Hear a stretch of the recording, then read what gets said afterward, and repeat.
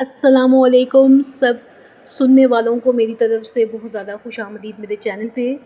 آج جس ٹاپک پہ میں آپ کے ساتھ بات کرنے جا رہی ہوں وہ ہے نفس اور اللہ۔ حقیقت میں ایک اور چھوٹا سا ٹاپک ہے اس کے ساتھ لنک ہو رہا ہے، وہ ہے مینیفیسٹیشنز بھی۔ مینیفیسٹیشنز کا مطلب ہے کہ آپ کے ارادے کب عملی شکل لیں اور عملی شکل ایسی ہو کہ آپ کو اس جو مینیفیسٹیشن ہے اس سے سکون بھی ملے۔ نفس کا کام ہے کہ وہ ہمارے دماغ کو کنٹرول کرتا ہے، اور نفس کی یہ کوالٹی ہے کہ وہ خود کو خدا سمجھتا ہے۔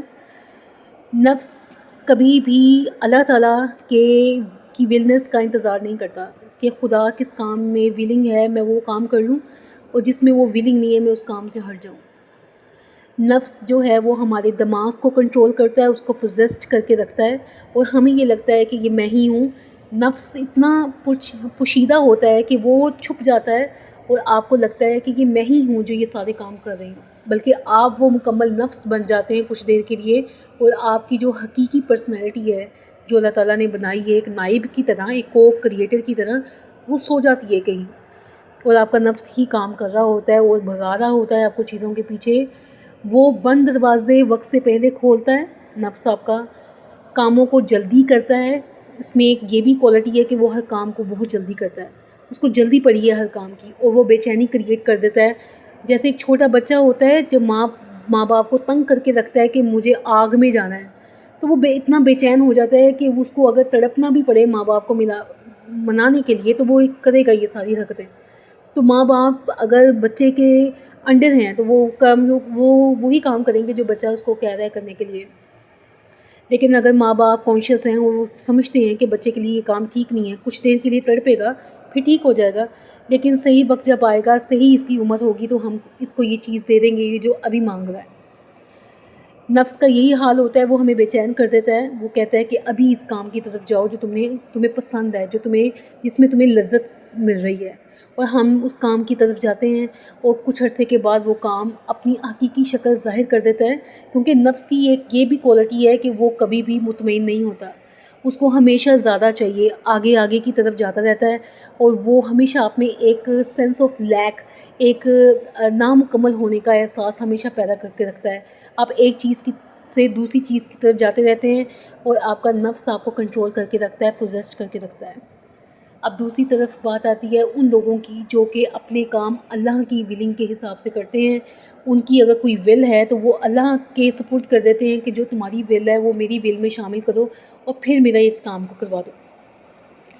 ایسے جو لوگ ہوتے ہیں انہیں اپنے نفس کا آئیڈیا ہوتا ہے کہ میرے نفس نے مجھے بے چین کر کے رکھا ہوا ہے، اور میں اگر اپنی پسند سے کوئی ایکشن لوں گا تو یہ ایکشنز ایٹ دا اینڈ جو نتائج نکالیں گے وہ نتائج اچھے نہیں ہوں گے، کیونکہ ہو سکتا ہے کہ میں وقت سے پہلے ہی بند دروازے کھول لوں۔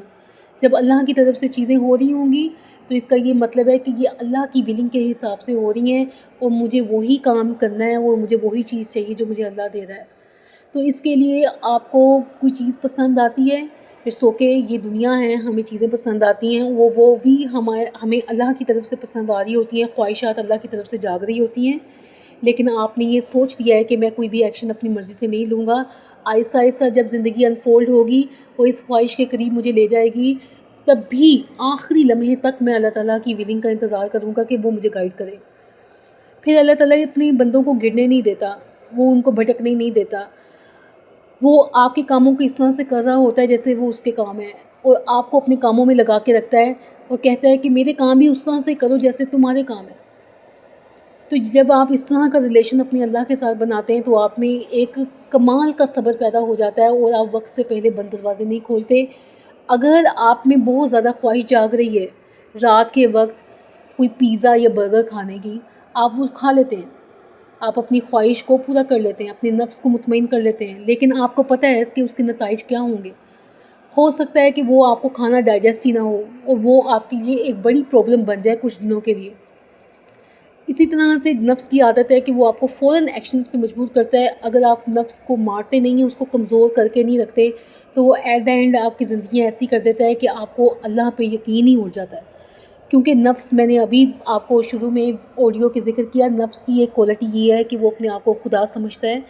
اس کے نزدیک خدا کی جو ہے پریزنس کچھ بھی نہیں ہے۔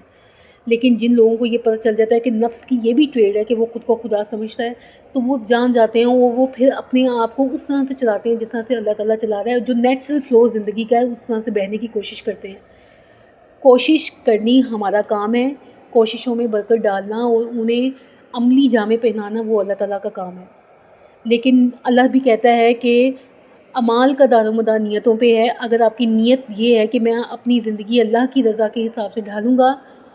تو ایٹ دا اینڈ ہوتا بھی یہی ہے کہ آپ کی زندگی اللہ کی رضا کے حساب سے ڈھل جاتی ہے۔ وہ پھر آپ اپنی مرضی سے چلتے نہیں ہیں، ایون کہ ایک لقمہ کھانے کا بھی آپ اپنی مرضی سے نہیں کھاتے۔ آپ کو پتہ ہے کہ یہ میرے رب نے مجھے نہیں دیا، میری خواہش ہے کہ میں کھانا کھاؤں لیکن میرے رب نے مجھے کھانا نہیں دیا، تو میں کیوں کھاؤں؟